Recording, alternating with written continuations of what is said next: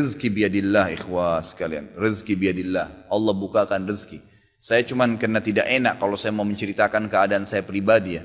Kalau pengalaman saya pribadi terlalu banyak bukti-bukti nyata subhanallah yang saya hadapin pribadi. Pada saat lagi terdesak dari sisi ekonomi, godaan luar biasa. Ada pinjaman yang berbunga, ada yang begini, ada yang begitu. Tetap saya tolak, saya komitmen. Sampai pada titik terakhir, titik klimaksnya saya pertahankan, Allah berikan jalan keluar yang tidak masuk di akal ikhwah. Betul-betul tidak masuk di benak saya.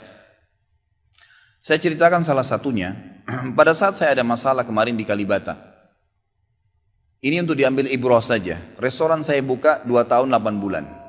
Kemudian saya pertemukan antara omset sama bayar sewa dan ya, service charge-nya. Karena di mall ada service charge maka tidak cukup, tidak berimbang. Saya merasa selama hampir 3 tahun tidak mendapatkan keuntungan. Lalu saya berpikir untuk menutup restoran itu. Dan pada saat itu subhanallah saya berpikir restoran ini sudah saya tutup aja deh. Saya jual aja. Mungkin dengan kesibukan dakwah, beberapa ikhwah juga yang saya amanahkan di situ sudah ada yang satu yang sudah niat mau kuliah, udah nggak bisa lagi lanjut. Saya bilang oke lah baik. Selama 3 bulan vakum, nggak bisa bergerak sama sekali. Pada saat itu subhanallah 1 rupiah pun ikhwah saya nggak punya duit. Allah jadi saksi saya bingung waktu itu bagaimana caranya untuk mencari jalan keluar nih. Jual restoran pun akan dilelang dalam kondisi murah. Restoran itu sudah besar asetnya.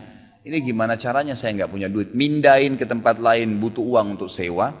Gitu kan, membuka lagi butuh uang yang baru untuk membayar sewa yang tertunggak, gitu kan, tidak dibongkar juga akan dibongkar paksa. Ini kalau ada waktu tentu sampai waktu tentu, kalau tidak ini akan dibongkar paksa. Subhanallah, godaan luar biasa. Ada yang masuk saya tidak tahu dari mana, SMS masuk HP saya, pinjaman dengan bunga yang ringan 250 juta sampai 750 juta terus dari banyak perbankan saya nggak tahu tiba-tiba masuk, saya tidak pernah iyakan, selalu.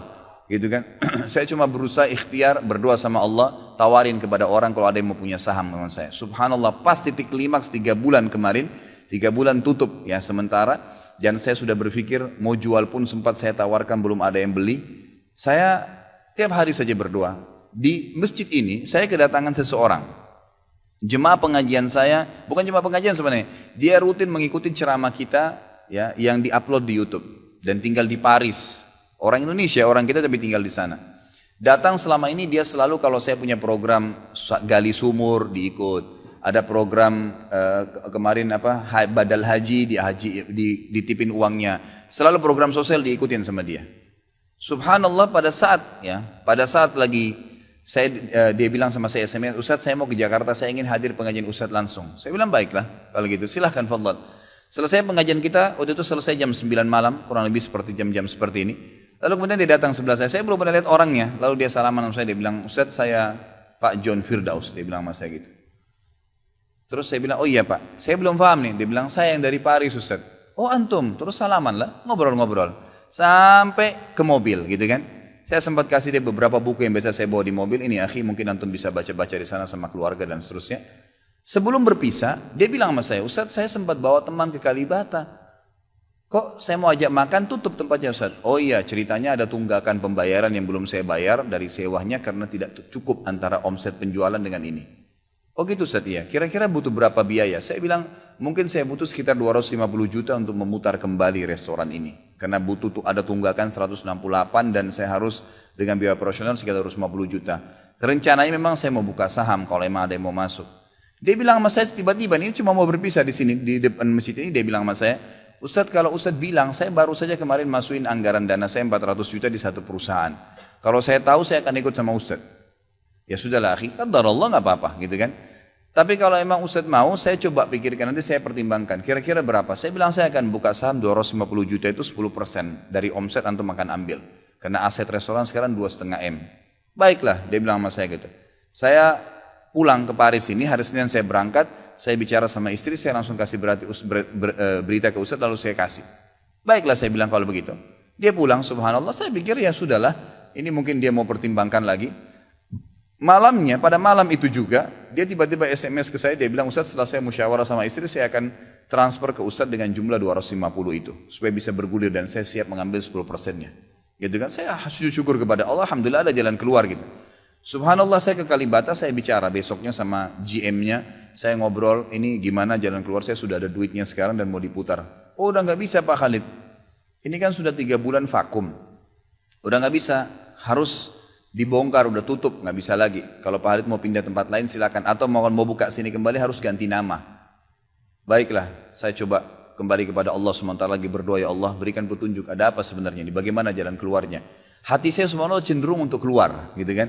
Udahlah mungkin saatnya untuk keluar dari situ, karena memang selama ini ada teman-teman saya berikan masukan juga yang sering datang, akhi di sini parkiran susah, akhi di sini kadang-kadang tidak ditahu dan seterusnya, lebih baik kalau ente keluar. Saya tiba-tiba berpikir mungkin saya keluar deh, saya iseng aja di condet saya mutar-mutar, coba deh saya cari ruko, mungkin ada, dengan 250 juta daripada saya bayar ke Kalibata, mendingan saya sewa ruko, mungkin bisa sewa 2 tahun, ya, mungkin 75 juta, 100 juta per tahun, saya bisa dapat 2 tahun, lalu saya coba gulirkan lagi. Dengan izin Allah, di depan rumah, di Jalan Raya Condet itu dekat rumah orang tua saya, ada 1 ruko, 2 ruko disambung, 3 tingkat, dan ruko itu bekas travel haji umroh, gitu kan. Pas dipasang spanduknya disewa, dikontrakin, gitu kan. Saya langsung tanya, saya telepon, setelah saya tinjau beberapa lokasi, kemudian saya tanya telepon. Dia bilang boleh, silakan Bapak lihat, saya lihat ke dalam cocok, alhamdulillah 3 lantai itu. Kemudian saya tanya sewanya, ternyata dananya juga mencukupin, gitu kan, dananya mencukupin. Lalu kemudian saya mulailah ya proses, saya bayar sewanya, kemudian saya juga proses pemindahan, dan insya Allah dalam waktu dekat akan dibuka. Tapi saya melihat dari pelajaran sini ikhwah, bahwasanya jalan keluar dari Allah itu ribuan, jutaan jalan keluarnya. Sabarin aja, nikmatin prosesnya. Setiap penawaran haram, tolak, jangan pernah mau. Dengan izin Allah akan ada jalan keluar. Tidak ada. Kata Nabi SAW, "Man taraka syai'an lillah abdalahu khairan min." Gitu kan? Jadi tidak ada sama sekali. Subhanallah, pada saat itu saya harus bayar sewa 225 juta. Uang sisa 250 juta pada saat itu. Terus kemudian saya sempat telepon ke akh itu lagi, ya, Pak John, semoga Allah jaga beliau. Saya sempat telepon, kemudian saya katakan, akhi, kemarin antum bilang antum sempat masukin dana 450 di 400 di Jakarta itu. Bagaimana kalau antum tarik uang itu, kalau masih bisa, kita gabungin aja. Saham kan per 250 juta itu ada 10%. Antum ambil aja 30% dari semua total omset penjualan nanti. Tidak usah dengan 750, dengan 650 saja. Gitu kan? Dia bilang kalau itu sudah nggak bisa Ustaz. Tapi memang coba saya pertimbangkan deh. Saya akan coba hubungin teman-teman di Paris ini yang sudah biasa, yang kenal antum. Gitu kan? Kalau yang kenal antum mungkin mereka bisa. Baiklah, fadhal. Subhanallah, besok dia SMS lagi ke saya. Ustaz, saya sudah musyawarah dengan istri, ternyata saya punya dana cukup. 650, kami yang pegang semua saham itu. Ditransfer uang semua ke saya. Yang tadinya saya dari 1 rupiah tidak pegang duit, masuk uang 650 juta ikhwah, tidak masuk di akal. Gitu. Sesuatu yang tidak masuk. Orang ini saya nggak kenal, nggak pernah ketemu, sekali ketemu di sini, dan sekarang sudah kembali ke Paris. Setiap kali saya bilang akadnya saya akan kirim, baru tadi saya kirim akadnya. Sudah nggak apa-apa Ustaz, saya percaya. Akhi, ini bisnis loh, bisa untung rugi. Sudah paham Ustaz. Orang lain aja banyak bisnis dia rugiin saya nggak takut, apalagi sama Ustaz. Sudah silakan, alhamdulillah. Saya melihat Allah berikan jalan keluar yang sangat dimudahkan. Yang penting nikmatin prosesnya dan yakin kepada Allah SWT. Jangan takut. Jangan takut.